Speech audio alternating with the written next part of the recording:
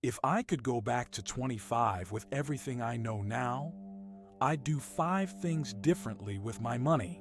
Not because I made catastrophic mistakes, because nobody handed me a roadmap. And the 5 moves I'm about to give you, if you make them before 30, will put you 10 to 15 years ahead of where most people land by the time they figure this out on their own.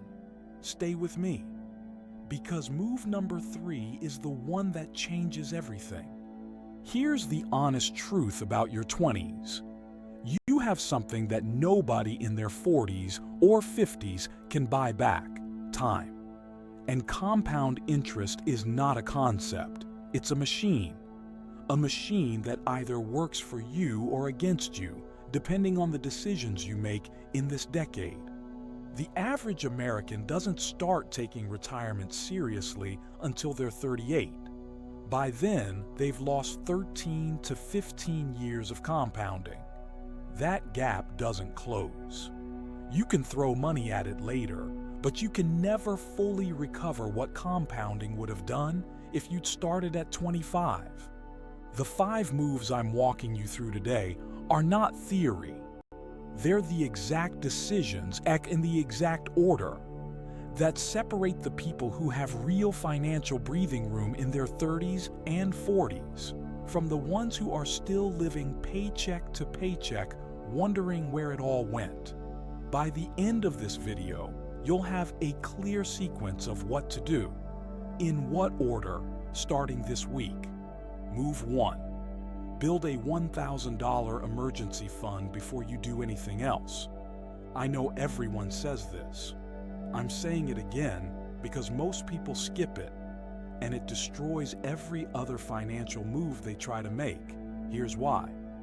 Without a $1,000 emergency buffer, every unexpected expense, a car repair, a medical bill, a broken phone, goes straight to a credit card.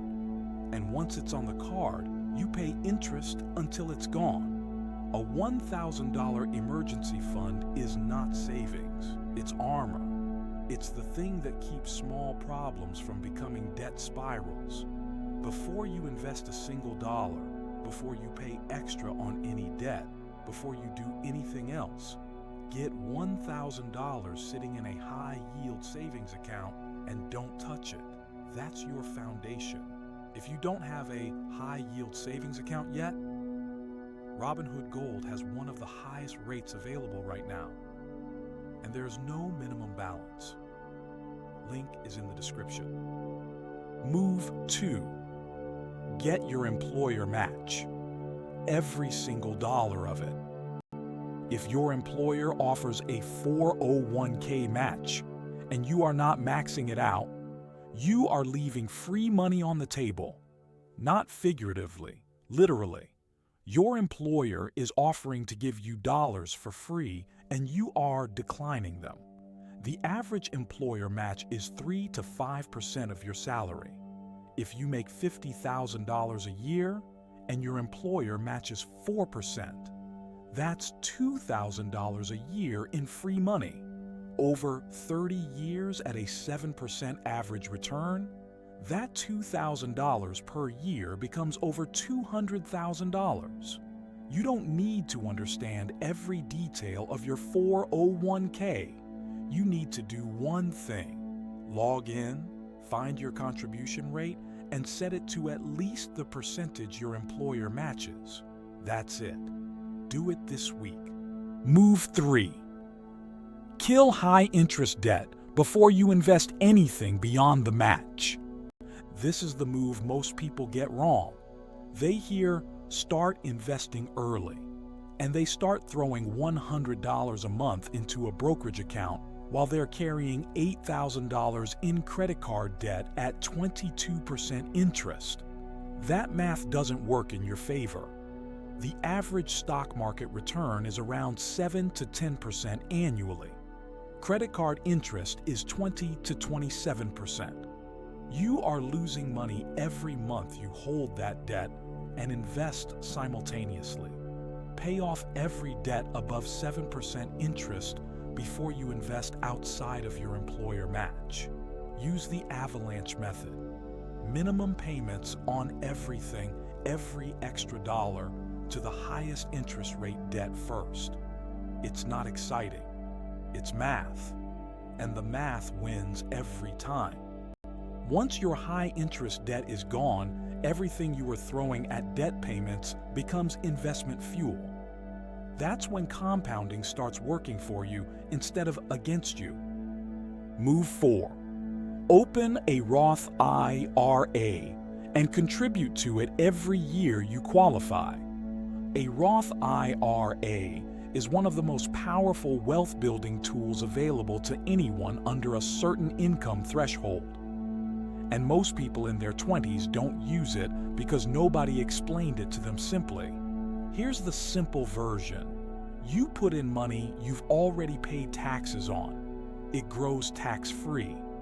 You pull it out in retirement, tax-free. No taxes on the growth, ever. In 2026, you can contribute up to $7,000 per year if you're under 50. If you put $7,000 a year into a Roth IRA starting at 25 and earn a 7% average annual return, by 65, you'll have over $1.4 million. And you won't owe $1 of taxes on it. The income limit to contribute is $146,000 for single filers in 2026. If you're under that threshold, there is no reason not to have a Roth IRA. Open one this week, even if you can only put in $50 a month to start. Move 5. Increase your income before you try to optimize your budget.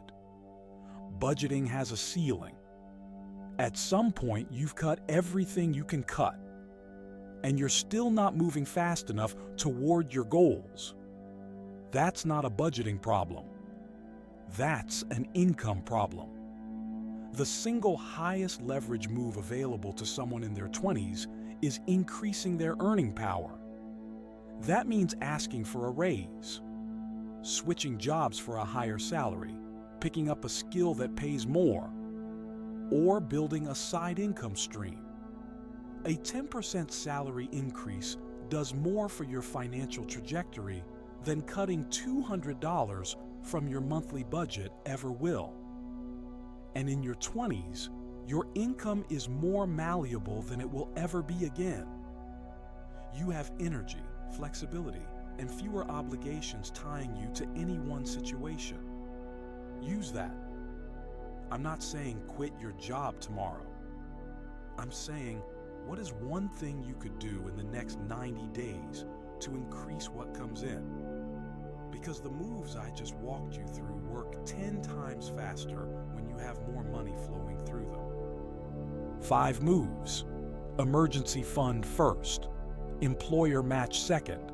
Kill high interest debt third. Open a Roth IRA fourth. And increase your income fifth. You don't have to do all 5 this week. Pick one. The one that hits closest to home. Do it before Friday. Because the people who build real wealth aren't the ones who knew the most.